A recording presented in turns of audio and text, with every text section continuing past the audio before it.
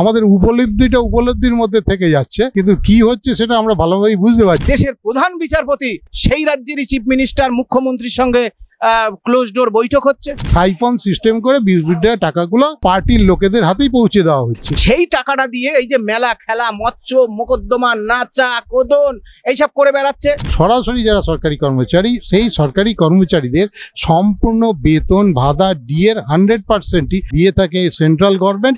আগামী শুনানিতে এই রাজ্য সরকার আর সময় পাবে না। 40% টাকা দেওয়ার কথা, যেটা সব রাজ্যের সরকারই দেওয়ার ক্ষমতা রাখে। বিলম্বে এদের মহার্ঘ ভাতা প্রদান করা হোক। হাইকোর্টের ডিভিশন বেঞ্চ বলছে হ্যাঁ এটা এদের মৌলিক অধিকারের মধ্যে পড়ে। টাকা পয়সা লুটপাট করাই এই রাজ্য সরকারের একমাত্র উদ্দেশ্য এবং ভোটে ক্ষমতায় টিকে থাকা এই সরকারের একমাত্র উদ্দেশ্য, এছাড়া তাদের আর কোনো উদ্দেশ্য নেই। ফের পিছিয়ে গেল ডিএ মামলার শুনানি। দীর্ঘদিন ধরে যে অপেক্ষা করছেন ডিএ মামলাকারীরা, সেই ডিএ মামলার শুনানি গতকাল আবারও পিছিয়ে গেল। কি বলছেন ডিএ মামলাকারী, সরাসরি তার কাছ থেকে শুনে নেব। দাদা, এই যে ডিএ মামলা আপনারা দীর্ঘদিন ধরে অপেক্ষা করছেন, আন্দোলন করছেন, আবারও পিছিয়ে গেল। বিষয়বস্তুর আগে প্রথমে বলি, সেটা হচ্ছে ডিএ আমাদের কেন সারা পৃথিবীর একটা ন্যায্য অধিকার এবং আমাদের দেশে এটা একটা সাংবিধানিক অধিকার। এছাড়াও 1957 সালেতে পঞ্চদশ সমসম্মেলনেতে রাজ্য সরকার, শ্রমিক পক্ষ এবং কর্মচারী পক্ষের মধ্যে যে ত্রিপাক্ষিক আলোচনা হয়েছিল, সেই ত্রিপাক্ষিক আলোচনাতেও কেন্দ্রীয় সরকার স্বীকার করে নিয়েছিল যে মহার্ঘ ভাতা একটি ন্যায্য অধিকার এবং সেটা একটি নির্দিষ্ট ফর্মুলা অনুযায়ী দেওয়া হবে। সেই ফর্মুলাটাকে আমরা এখন যেটাকে আমরা জানি সেটা হচ্ছে এআইসিপিআই অনুযায়ী দিয়ে দেওয়া। সেটা তার এবার দিয়ে দেওয়ার 4টি ফর্মুলা আছে, তার মধ্যে সর্বাপেক্ষা কমাটাই যেটা হচ্ছে ল্যাসপিয়ার্সের ফর্মুলা, সেটা মেনে যাই হোক একটা ফর্মুলা মেনে কেন্দ্রীয় সরকার দিয়ে আসছে এবং সেই অনুযায়ী অন্যান্য রাজ্য সরকার দিয়ে আসছে। এটা যাবৎকাল যখন অতীতে অন্য সরকারগুলো ছিল, তারা কখনো পর্যন্ত তারাও ডিএ পেছতো, কিন্তু কখনোর জন্য একবারে প্রকাশ্যে এই কথাটা বলেনি যে ডিএ আমার নিজের পৈতৃক টাকা থেকে দিচ্ছি, অতএব এটা দয়ার দান, এই ধরনের কথা কোনোদিন।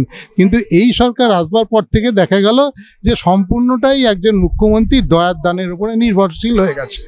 এইভাবে কখনো আমরা 40%, কখনো 50% পেছোতে 2016 সালেতে তখন সেটা আদালতের সম্মুখীন হতে হয় এবং অবশেষে 2022 সালেতে হাইকোর্টের ডিভিশন বেঞ্চ রায় দেয়, যেটা it is a legally enforceable right as well as a fundamental right, এবং তারা এই ভার্ডিক্টটা দিয়েছেন সংবিধানের 21 এবং 42 নম্বর ধারা অনুসারে। এটাকেও উপেক্ষা করে কেন্দ্রীয় রাজ্যের সরকার সুপ্রিম কোর্টে হয়ে যায়, সুপ্রিম কোর্টে গিয়ে হাজির হয় এবং সেখানে গিয়ে একটা এমন কিছু কাণ্ড কারখানা করেছি যার ফলে আমরা বুঝতে পারছি, উপলব্ধি করতে পারছি, কিন্তু যেহেতু বিচার ব্যবস্থার বিরুদ্ধে আমাদের পক্ষে বলা সম্ভব হয় না, আমাদের উপলব্ধির মধ্যে থেকে যাচ্ছে, কিন্তু কি হচ্ছে সেটা আমরা ভালোভাবেই বুঝতে পারছি যে কি হয়েছে এবং কি হয়েছে, যে কারণে 12 বার পেছোচ্ছে এবং 60 নম্বরে দেওয়া হয়, কোনোদিন হিয়ারিং করা হয় না। অবশেষে বলে হয় যে এটা সময় লাগবে এবং এটা একটা পূর্ব পরিকল্পিতই যে একটা পরিকল্পনা মাফিক চলছে, সেটা আমরা খুব ভালোভাবে রিয়েলাইজ করতে পারছি।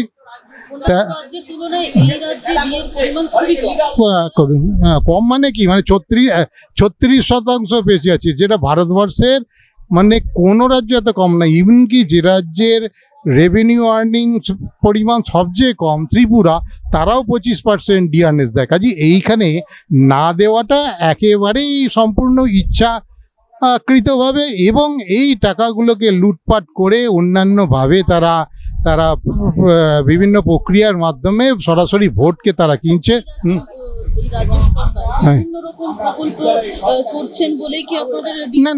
না, প্রথম কথাটা হচ্ছে এই জিনিসটা আপনারা জানেন না, সেটা হচ্ছে যে রাজ্যের যারা সরাসরি সরকার কর্মচারী, যেমন আমরা সরাসরি সরকার কর্মচারী ছিলাম, আমি একটা দপ্তরে কাজ করতাম, খাদ্য দপ্তরে কাজ করতাম, এইরকম সরাসরি যারা সরকারি কর্মচারী, সেই সরকারি কর্মচারীদের সম্পূর্ণ বেতন ভাতা ডিএর 100%ই আবার বলছি বেতন ভাতা ডিএর 100% দিয়ে থাকে সেন্ট্রাল গভর্নমেন্ট অর্থ কমিশনের বরাদ্দ বাবদ, যেটা 1950 সালের finance commission and miscellaneous provision act অনুযায়ী প্রভিশন করা হয়েছে।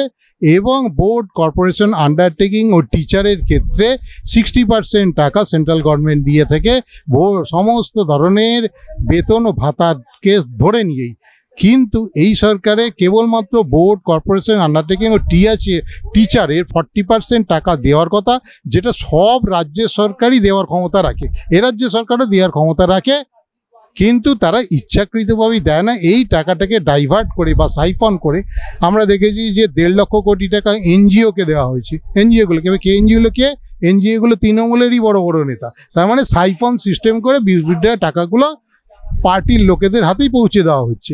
তেমন করে বিভিন্ন ধরনের ভাতা দিয়ে সে ভাতাগুলোরও কিন্তু কনস্টিটিউশনাল প্রভিশন অনুযায়ী দেওয়া হচ্ছে না, একেবারেই সম্পূর্ণ ইচ্ছাকৃত সিদ্ধান্তের ওপর। এই ভাতা দেওয়ারও একটা কনস্টিটিউশনাল প্রভিশন থাকে, সেটা আর্টিকেল 366-এ বলে দেওয়া আছে কীভাবে এই ভাতা দেওয়া যায়। সেই সব সংবিধানের ধারাটা না মেনে একবারেই মুখ্যমন্ত্রীর ইচ্ছা অনুযায়ী এই অনুযায়ী ইয়েগুলো দেওয়া হচ্ছে, একেবারে টোটালি এটা ভোট পারচেস করার জন্য। এর পেছনে কোনো অর্থনৈতিক প্রগতি বা অর্থনৈতিক ওয়েলফেয়ারের কোনো ভূমিকা নেই, একদম কোনো ভূমিকা নেই, একেবারে সরাসরি ভোট কেনার পরিকল্পনা ছাড়া এর কোনো ভূমিকার মধ্যে নেই। আর তাছাড়া এ রাজ্যের রেভিনিউয়ের বিয়ে হবে কেন? এ রাজ্যে আপনার বিদ্যুতের হার ভারতবর্ষের মধ্যে সবচেয়ে বেশি, এবারে তেলের দাম ভারতবর্ষের মধ্যে সবচেয়ে বেশি, এবার রাজ্যে মদ বিক্রি সবচেয়ে বেশি, এই রাজ্যে সবচেয়ে বেশি। এবার এ রাজ্যের এই মানে ধরুন বাড়ি ক্রয় বিক্রয় রেজিস্ট্রেশন ফি সবচেয়ে বেশি। এছাড়া এ রাজ্যে হচ্ছে পূর্ব ভারতের করিডোর, তার ফলে জিএসটির পরিমাণও এই পূর্বাঞ্চলীয় রাজ্যগুলির মধ্যে সবচেয়ে বেশি। কাজেই এই রাজ্যে রেভিনিউ কম হওয়ার কোনো রকম কোনো প্রভিশন নেই, এবং কেন্দ্রীয় সরকারের অর্থনৈতিক সমীক্ষা অনুযায়ী এটা আর রেভিনিউ আর্নিংয়ের ক্ষেত্রে এবং কেন্দ্রীয় টাকা প্রদানের ক্ষেত্রে 4র্থ পজিশনে আছে। তাহলে ডিএর ক্ষেত্রে তো তাহলে 4র্থ পজিশনে থাকা উচিত। 4র্থ পজিশনে ধরলে পরে তো সেটা 50% হয়। আসলে দেওয়ার কোনো ইচ্ছাই নেই, টাকা পয়সা লুটপাট করাই এই রাজ্য সরকারের একমাত্র উদ্দেশ্য, এবং ভোটে ক্ষমতায় টিকে থাকা এই সরকারের একমাত্র উদ্দেশ্য, এছাড়া তাদের আর কোনো উদ্দেশ্য নেই। আসলে এই যে ডিএর মামলা, যেটা গতকাল 15ই জুলাই শুনানি ছিল সুপ্রিম কোর্টে, 14তম দিন, মানে 14তম বার। মানে ভাবুন, এই রাজ্যের হাজার হাজার সরকারি কর্মচারী, শিক্ষক, অবসরপ্রাপ্ত সরকারি কর্মচারী, শিক্ষক যারা অবসরপ্রাপ্ত কেন বলছি, তাদের তো ডিএ ছাড়া কিছু নেই। যেভাবে ওষুধের দাম বাড়াচ্ছে কেন্দ্রীয় সরকার, তারা কি করবে? তারা তো একবেলা কোনো রকমে খেয়ে বেঁচে আছে। সুতরাং এই যে ডিএ, সেই বকেয়া মহার্ঘ ভাতা নিয়ে সুপ্রিম কোর্টে এতদিন ধরে মামলা চলছে। এবং এই ডিএ মামলাটা কোন ডিএ মামলা? যেখানে স্যাট বলছে যে অবিলম্বে এদের মহার্ঘ ভাতা প্রদান করা হোক। হাইকোর্টের ডিভিশন বেঞ্চ বলছে হ্যাঁ এটা এদের মৌলিক অধিকারের মধ্যে পড়ে। সিঙ্গেল বেঞ্চও বলেছে, ডিভিশন বেঞ্চও বলেছে। শেষ পর্যন্ত রাজ্য সরকার নিজেকে না দেওয়ার জন্য দেবে না, রাজ্য সরকারের এত অহংকার। সেই টাকাটা দিয়ে এই যে মেলা খেলা, মৎস্য মোকদ্দমা, নাচা কোদন এইসব করে বেড়াচ্ছে। লক্ষ্মীর ভাণ্ডার দিচ্ছে দিক, উনি আমাদের কোনো বক্তব্য নেই। একদিকে রাজ্যের সরকারি কর্মচারী, শিক্ষক যারা এই সমাজ, এই যে সিস্টেমটার মেরুদণ্ড, তাদেরকে আতপেটা খাইয়ে রেখে অন্যদিকে মেলা খেলা করছে। আর সুপ্রিম কোর্টে মামলাটা দেখুন কিভাবে দিনের পর দিন, মাসের পর মাস, বছরের পর বছর চলে যাচ্ছে। এর জন্য সরকারি কর্মচারী, শিক্ষকরা অনেক হতাশ, ভীষণভাবে হতাশ। এবং এই প্রসঙ্গে আপনাদের বলি, প্রধান বিচারপতি তিনি তো বলছেন, আমরা তো বুঝে উঠতে পারছি না, তিনি বলছেন কোনো যদি মামলা দীর্ঘসূত্রিতা হয় তাহলে সেটা বিচার না পাওয়ারই শামিল। তাহলে তার কথাটা তিনি রক্ষা করুক। এই রাজ্যে কি চলছে, পশ্চিমবাংলায় কি চলছে, প্রধান বিচারপতির দেখা দরকার। নইলে তো মানুষও অনেক প্রশ্ন করবে যে আপনি যে রাজ্যের এত একটা 2016 সালের এত বড় একটা 16 সালের মামলা, এসএসসির মামলা, ডিএর মামলা, আবার সেই রাজ্যের মুখ্যমন্ত্রীর সঙ্গে আপনার বিভিন্ন ছবি প্রকাশ হচ্ছে বাইরে, হ্যাঁ, ক্লোজ ডোর ছবি হচ্ছে। এইসব দেখলে মানুষ প্রশ্ন করবে। আমরা করতে চাই না, আমি করতে চাই না ব্যক্তিগতভাবে। আমি আপনাকে সম্মান করি, শ্রদ্ধা করি, আইনকে শ্রদ্ধা করি, সুপ্রিম কোর্টকে শ্রদ্ধা করি। কিন্তু আমরা যখন হতাশ হতে হতে হতে হতে অপেক্ষা করতে করতে যখন দেয়ালে আমাদের পিঠ ঠেকে যাবে, তখন তো কেউ বলে ফেলবে দেশের প্রধান বিচারপতি সেই রাজ্যেরই চিফ মিনিস্টার, মুখ্যমন্ত্রীর সঙ্গে ক্লোজ ডোর বৈঠক হচ্ছে। এসব কথা বলে ফেলবে মানুষ। সুতরাং বিচার ব্যবস্থার প্রতি আমাদের আস্থা আছে। দীর্ঘসূত্রিতা থাকলেও এই বিচারের নিষ্পত্তি হওয়া প্রয়োজন। এবং আমরা এই রাজ্য সরকার বারবার বলছে আরেকটু সময় দিন, আরেকটু সময় দিন, ভিক্ষা চাইছে, আরেকটু সময় দিন। আর সময় পাবে না। আপনাদের মিডিয়ার মাধ্যমে আপনারা প্রচার করে দিন, আগামী শুনানিতে সংগ্রামী যৌথ মঞ্চ এই ডিএ মামলার পার্টি হবে এবং আগামী শুনানিতে এই রাজ্য সরকার আর সময় পাবে না।